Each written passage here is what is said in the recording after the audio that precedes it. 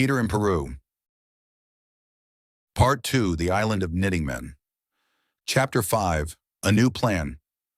The rest of their time at Machu Picchu was spent in a state of quiet reverence. The encounter with the guards had profoundly shifted Peter's perspective. He was no longer just a tourist or a collector. He felt like a guest in a place of immense power and sanctity. He and Miguel walked the stone pathways with a newfound respect, their conversations hushed, their observations deeper. They watched the way the light changed on the peaks, the way the clouds swirled through the citadel, revealing and concealing its secrets moment by moment. The desire to possess a piece of the place had vanished, replaced by a simple, overwhelming gratitude for having been allowed to witness it at all. That evening, back in their hotel room in Aguascalientes, with the roar of the Urubamba River as their soundtrack, they spread their newly acquired skeins of alpaca yarn on the beds. The vibrant colors seemed to glow in the lamplight. "You know," Miguel said, running a strand of deep blue yarn through his fingers, "seeing those ancient walls, the way they were built with such patience and artistry, it makes this feel different." He gestured to the yarn.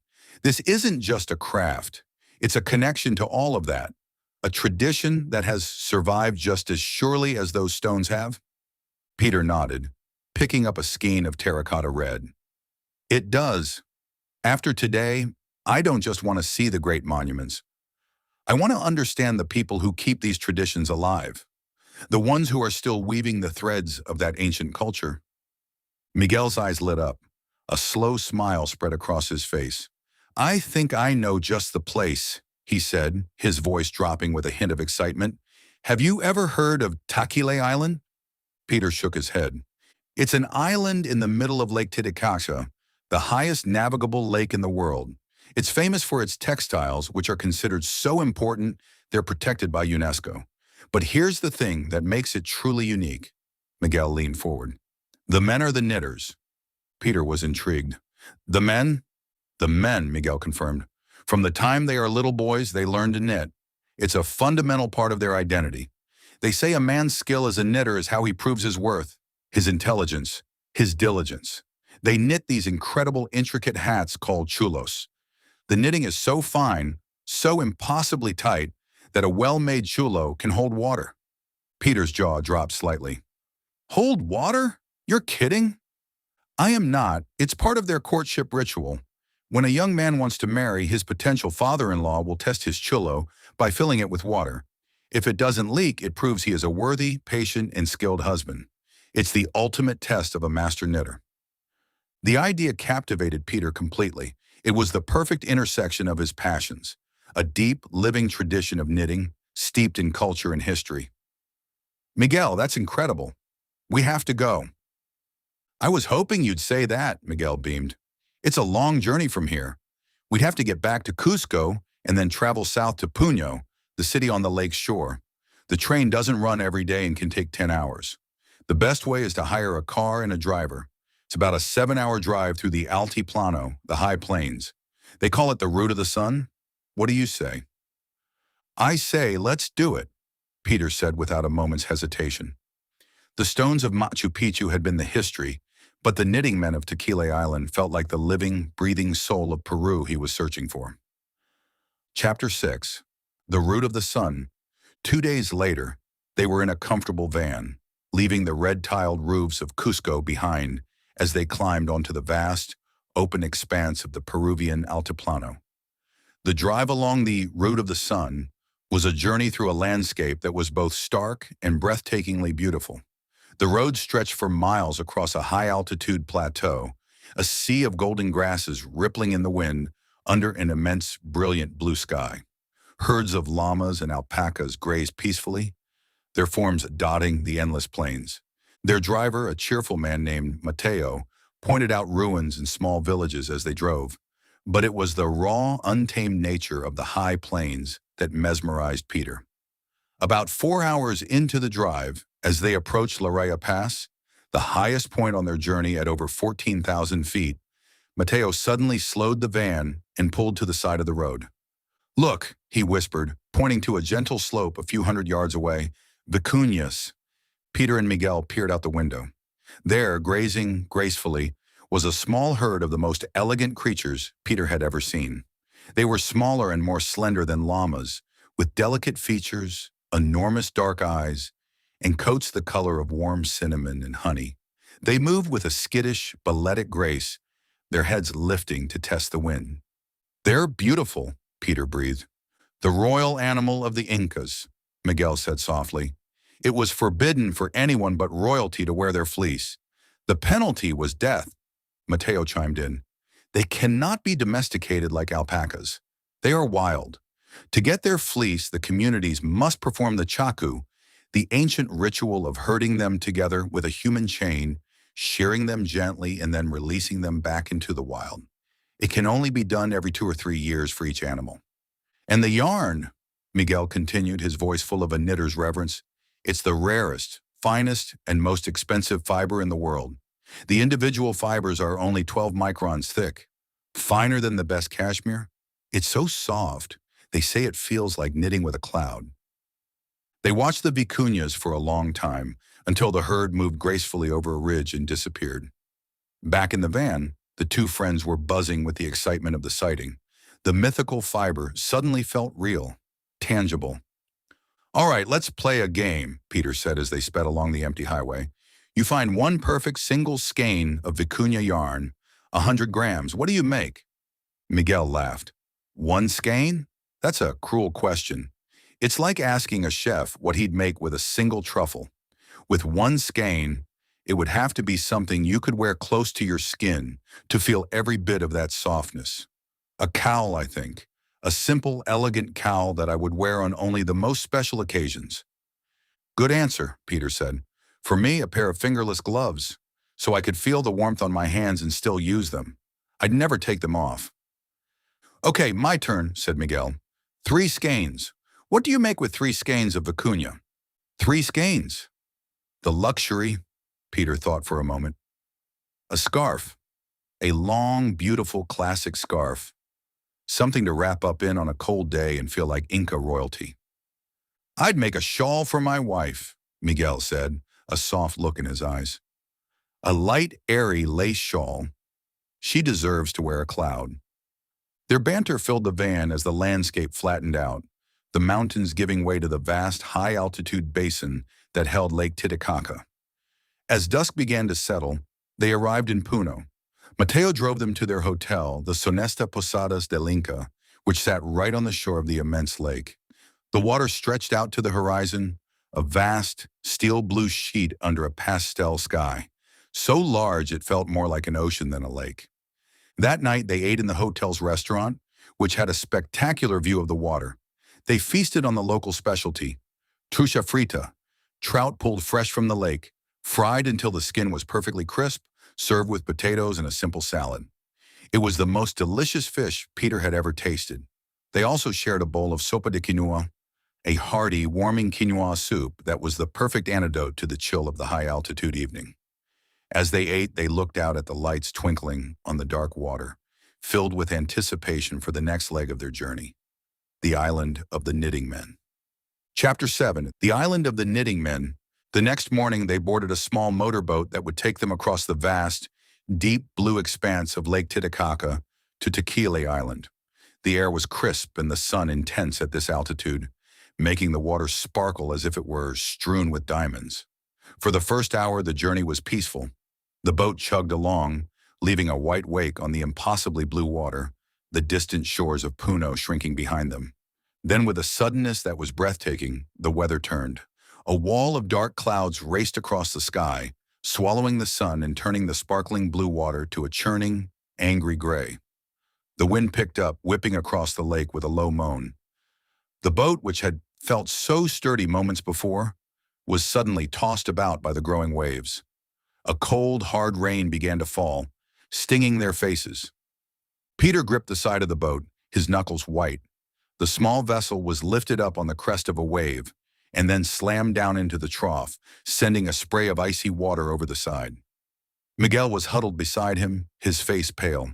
The boat's captain, a man named Carlos, remained calm, his hands steady on the tiller, but his eyes were narrowed with concern as he scanned the horizon. He shouted something to them over the roar of the wind in the engine. "Too dangerous to continue to Taquile. We'll take shelter at Uros."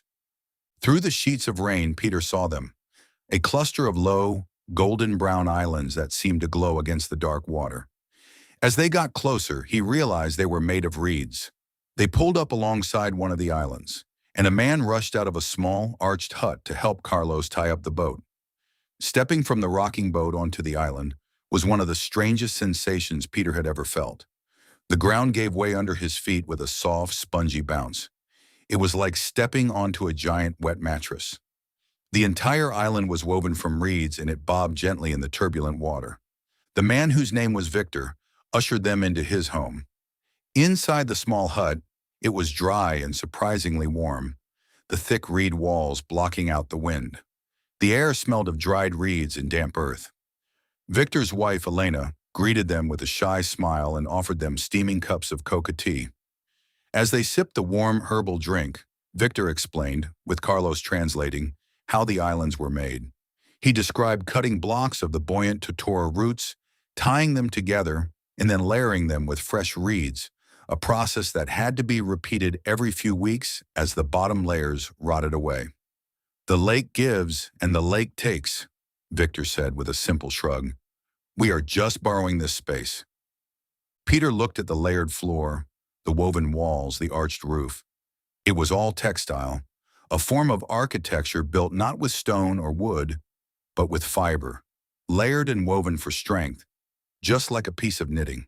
He felt a profound connection to these people, who had engineered a way to live in the middle of this vast, unpredictable lake using the same principles he used to shape a sweater. When the storm finally passed, as quickly as it had arrived and the sun broke through the clouds, Peter and Miguel thanked their hosts profusely. As they motored away from the floating island, Peter looked back at the family waving from their bouncy, woven home, feeling a new layer of respect for the people who called this incredible and sometimes dangerous lake their home. An hour later, they finally saw Taquile Island rising from the water, its terraced hillsides climbing steeply from the shore. As they disembarked and began the lung-testing hike up the stone path from the dock to the main village, they began to see them, first one, then another, then everywhere they looked. Men and boys walking along the path, sitting on stone walls gathered in the main square, all of them knitting.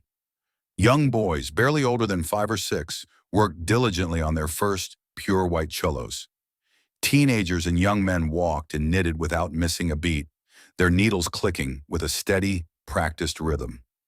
Old men with faces as weathered as the ancient stone sat together, their hands moving with the effortless grace of a lifetime of practice. It was extraordinary.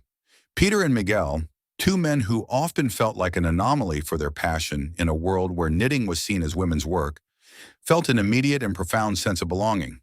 They were welcomed into the community square by the island's leader, a man named Alejandro, whose red and white chulo signified his married status and authority. He had a warm, genuine smile and carried himself with a quiet dignity. "Welcome to Taquile," he said, shaking their hands. "We are happy to share our traditions with you." Through their guide, who translated Alejandro's Quechua, they learned about the island's unique culture. Alejandro explained that the textile art of Taquile was their identity, a tradition so vital that UNESCO had named it a masterpiece of the oral and intangible heritage of humanity. He explained how the colors and patterns on their hats and woven belts told the story of their lives, their marital status, their social standing, their dreams. Red for the blood of their ancestors, blue for the sacred lake, a 6-petaled rose for the 6 communities of the island. "You are knitters, yes?" Alejandro asked, his eyes twinkling as he noticed the way they were watching his hands, which were busy working on a new chulo, even as he spoke. They both nodded eagerly. "Then you will appreciate this," he said. He called over a young man named Tomas, who was hoping to marry Alejandro's daughter. Tomas shyly handed his chulo to Alejandro. It was a beautiful piece of work, knitted with impossibly thin needles. Miguel swore they looked like bicycle spokes, in a dense, intricate pattern. Alejandro led them to a stone basin filled with water. He turned the chulo upside down, forming a woolen cup, and then, with great ceremony, he ladled water into it until it was completely full. He held it up for them to see, Not a single drop leaked out. Peter stared, utterly amazed. The fabric was as watertight as a ceramic bowl. The stitches were so tiny and so perfectly uniform that they formed an impenetrable barrier. Alejandro explained that this was the test. This chulo proved that Thomas was a patient, hard-working, and skilled man, worthy of his daughter's hand. He smiled and handed the hat back to the relieved young man. To be a man on Taquile, Alejandro explained, you must be a good knitter. We learn from our fathers, and they from theirs. It is our way. He then showed them the chumpy belt his wife had woven for him. He pointed to the inner layer, where, almost invisibly, strands of her own dark hair had been woven into the fabric. When I was a boy, the hair in my belt was my mother's. Now it is my wife's. We are always connected. A man cannot be a leader alone. He always needs his wife. Peter and Miguel spent the rest of the day in a state of wonder, watching the artisans, learning about the natural dyes they used, and feeling the incredible density of the knitted fabric. It was more than just a craft. It was a language, a social contract, and a living history, all expressed through the simple, rhythmic clicking of knitting needles on a remote island in the highest lake in the world. Peter knew he was witnessing something truly special, a tradition of profound beauty and meaning that he would carry with him long after he left this magical shores of Peru. Chapter 8. The Stones of Sillustani. Before leaving the Puno region, Miguel had one more surprise for Peter. I know you were disappointed about the rock hounding at Machu Picchu, he said over breakfast, but I asked our friend Mateo, and he arranged something for us. It's not a mine, but it's a place of stones with a deep history. We're going to Sillustani. An hour's drive from Puno, they arrived at a peninsula jutting into the serene, mirror-like waters of Lake Umayo. The landscape was dotted with towering cylindrical stone structures that stood starkly against the sky. These were the chulpas of Sillustani, funerary towers built by the pre-Incan Kala people to house the remains of their nobility. Mateo introduced them to a local guide, an older man named Julio, whose family had lived on this land for generations. Julio's face was a roadmap of wrinkles carved by the high-altitude sun, and his eyes held a deep, quiet knowledge of the land. These towers are tomb, Julio explained, his voice raspy, but the real story is in the stones themselves. He led them away from the main towers to a less visited area of the site, a place strewn with enormous, partially carved blocks of volcanic rock. This was the quarry, the workshop of the ancients. Peter ran his hand over a massive block of andesite. The stone was cool and dense, and he could see the faint, precise marks of ancient tools. Unlike the mortar-free Inca masonry, the Kala had used a different, though no less impressive, technique, carving massive, perfectly edged blocks. You see the skill, Julio said, noticing Peter's fascination. More complex, some say, than the Inca work that came later. They carved lizards and pumas into the stone, symbols of the underworld and the earth. He pointed to a faint outline of a lizard on one of the blocks, a symbol of life and rebirth. This was the rock-hounding experience Peter had craved. It wasn't about finding a pocket-sized souvenir. It was about reading the story left behind in the stones. Julio saw the geologist's fire in Peter's eyes and smiled. He reached into a leather pouch at his side. My family does not collect from the sacred sites, he said firmly, but the land around here is rich. The volcanoes gave us these. He opened his hand to reveal several stones. One was a piece of obsidian, its black surface so glassy it looked like a captured piece of night. Another was a small, unassuming gray rock that, when turned in the sun, flashed with an internal fire of blue and green, a piece of labradorite. And finally a small, perfectly formed pyrite cube, its metallic faces gleaming like man-made gold. The land gives us gifts, but we do not take from the ancestors, Julio said, his meaning clear. He wasn't offering them as souvenirs, but as a lesson. He was sharing the knowledge, not the artifacts. Peter understood completely. He looked from the stones in Julio's hand to the towering chulpas, and then to the vast, silent lake. He had found his connection to the rocks of Peru, not by taking a piece of them, but by understanding their place in a story that stretched back millennia. Chapter 9. The Treasures of Lima. Their journey was nearing its end. From Juliaca, the city closest to Puno with an airport, they caught a flight back to Lima. The transition from the stark, high-altitude quiet of the Altiplano to the bustling, sea-level energy of the capital was jarring, but they had one last day to explore. "I have two final stops for us," Miguel announced as they navigated the city, "and I think they will tie everything together." Their first stop was a beautiful colonial building in the heart of Lima's historic center, the Andrés del Castillo Mineral Museum. Peter was immediately captivated. It wasn't a dusty academic institution, but a stunning private collection that showcased the mineral wealth of Peru as fine art. Room after room was filled with breathtaking specimens of crystallized minerals. There were delicate, web-like structures of native silver, enormous perfect cubes of pyrite from the Wanzala mine, and rhodochrosite in shades of rose and raspberry that looked more like exotic flowers than stones. It was a geologist's paradise. Peter moved from case to case, mesmerized. He saw the raw forms of the stones he had learned about, displayed in their most perfect, crystalline state. But the museum held a surprise. In addition to the minerals, it housed an exquisite collection of ancient textiles and Chancay ceramics. In one room, Peter would be admiring a cluster of quartz crystals, and in the next, he would be face to face with a 1,000-year-old woven garment, its colors still vibrant. "See," Miguel said, gesturing around them, "the treasures of the earth and the treasures made by human hands. In Peru, they are one and the same." Their second stop was just a few blocks away, on a busy street named Girón de la Unión that led into Cayoma Street. Here they found a permanent mineral and lapidary market. Small shops and stalls were packed to the ceiling with rocks and gems from every corner of Peru. There were polished spheres of Peruvian blue opal, rough chunks of chrysocolla, and countless pyrite clusters. It was a celebration of the country's geological diversity. Peter, now content with his memories and photographs, had no desire to buy. He was happy just to look, to talk with the vendors, and to appreciate the sheer variety of what the earth could produce.